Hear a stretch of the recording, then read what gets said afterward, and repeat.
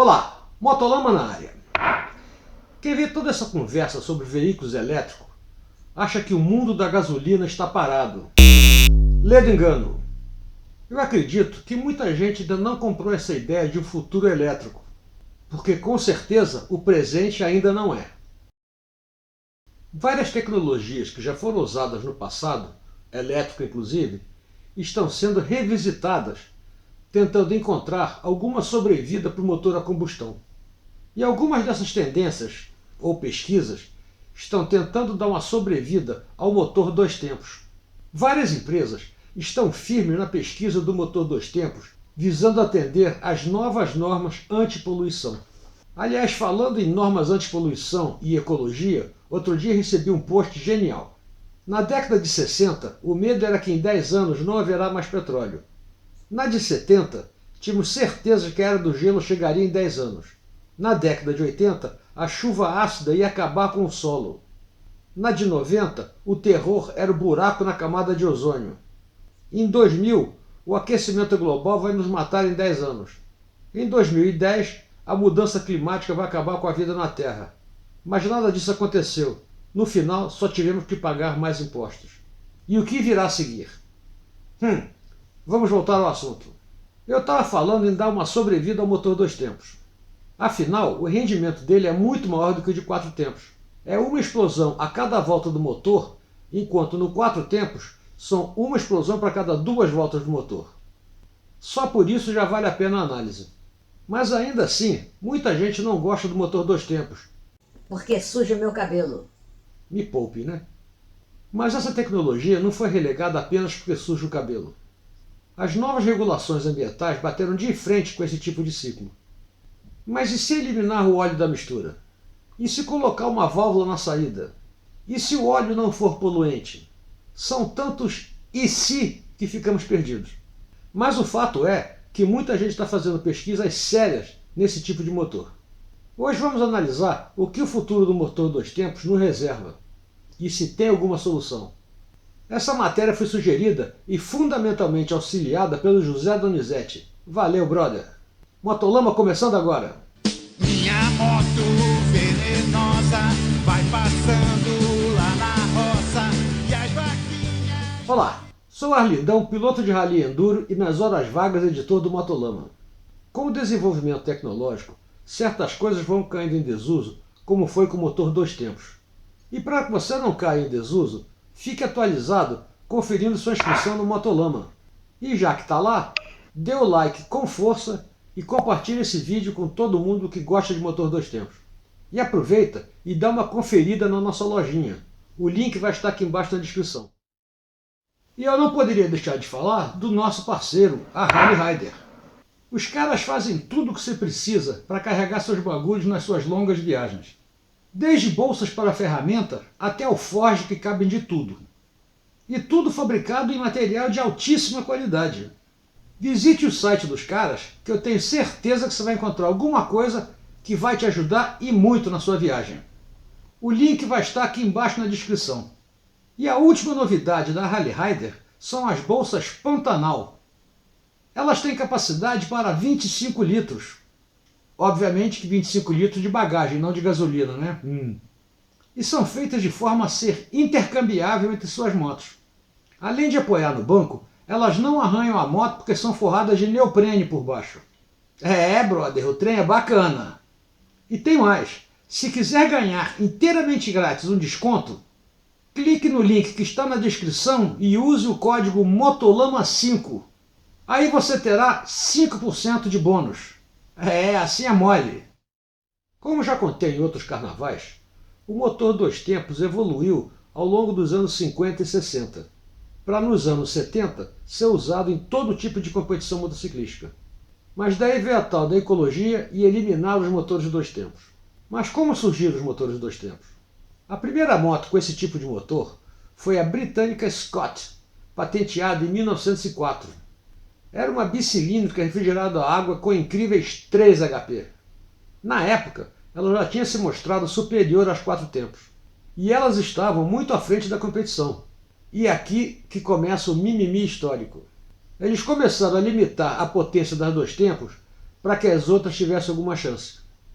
Esses modelos do pré-guerra, da primeira, só começaram a perder quando todos os investimentos foram em direção aos 4 tempos.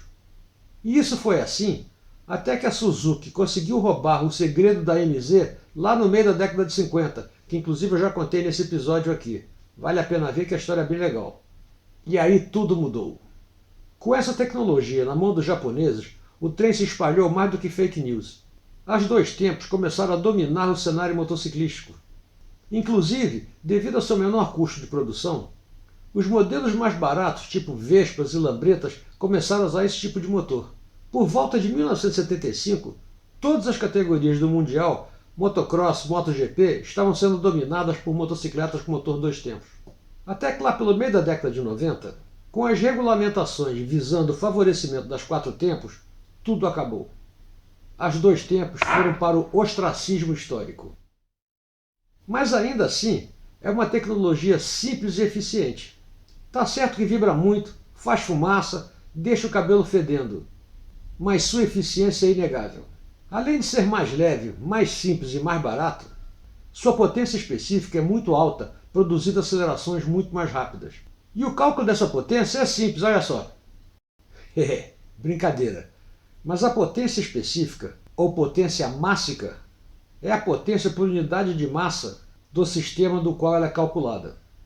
Mais ou menos seria a potência por centímetro cúbico de deslocamento do motor. Por exemplo, para um motor de 500 de 4 tempos, a potência seria algo em torno de 50 HP.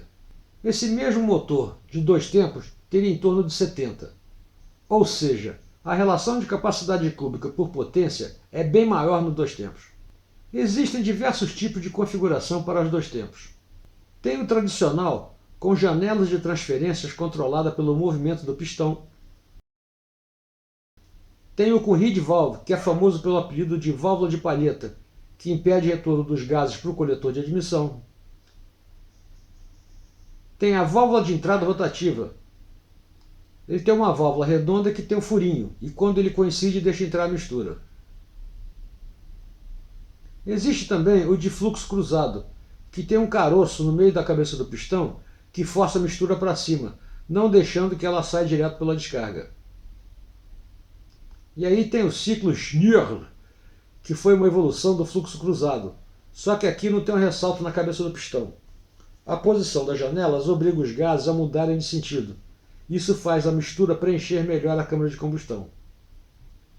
Outro sistema é o Uniflow, mas que só vale para o ciclo diesel. Basicamente ele tem uma válvula que regula o sistema. Outro sistema é o Stepped, onde o pistão empurra a mistura para o outro pistão. O vídeo esquemático não está muito bom, mas dá para entender a ideia geral. E se tem tantos sistemas, por que o 2 tempos não evoluiu como os outros? Como digo, volta e meia, nunca houve necessidade do sapo pular. Mas nem tudo está perdido. As novas tecnologias de injeção de combustível estão mudando um pouco o cenário para os 2 tempos. O 2 tempos tem vários problemas. O principal é a poluição atmosférica por cuspir óleo e combustível não queimado pela descarga. E isso fica evidente pelo cabelo da sua namorada que vivia fedendo óleo 2 tempos. Ou seja, não foi só para o cabelo dela, foi para a atmosfera também. Outro dos problemas tradicionais da 2 tempos é o problema da lubrificação. Isso acontece pelo fato da gasolina entrar junto com o óleo dentro da câmara de combustão. E como a gasolina é um solvente, ele dilui um pouco o óleo, perdendo um pouco sua eficiência. Mas como resolver isso? Do alto da minha ignorância, só botando a gasolina separada. Ou seja, com uma injeção direto na câmara de combustão. E já existe pesquisa nesse sentido. Existem 2 tipos de injeção para os 2 tempos.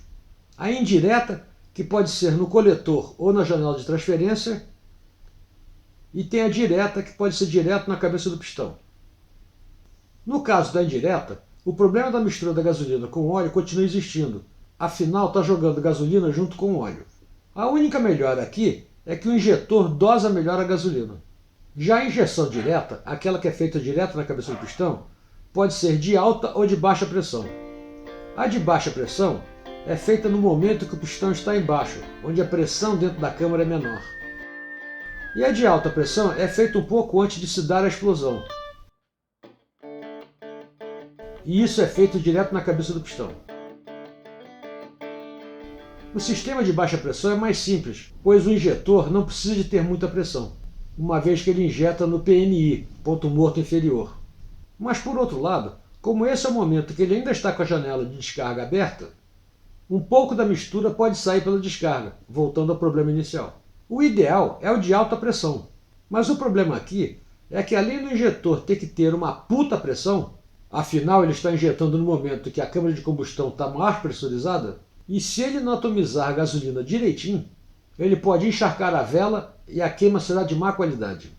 Isso sem falar que o combustível pode ser empurrado de volta pelo bico injetor devido à pressão na câmara e voltar para o tanque. E também não vai acontecer o resfriamento da cabeça do pistão como seria esperado.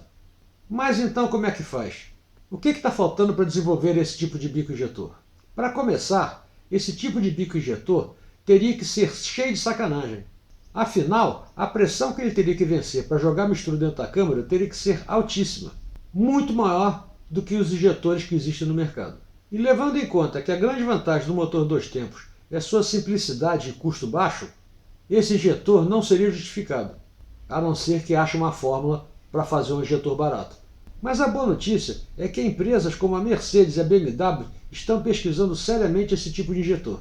E nas motos temos a GasGas, a Beta, a Husqvarna e a KTM ainda apostando nesse tipo de motor. Até a Yamaha, que lá no meio da década de 90 matou o motor 2 tempos, relançou uma 125 2 tempos que é o catiço, olha só.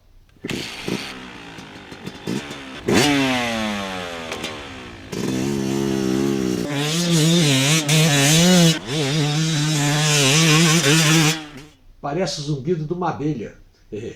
E ainda tem o desenvolvimento dos motores 2 tempos na linha náutica, que sofre dos mesmos problemas. Olha só a disposição dessa criança.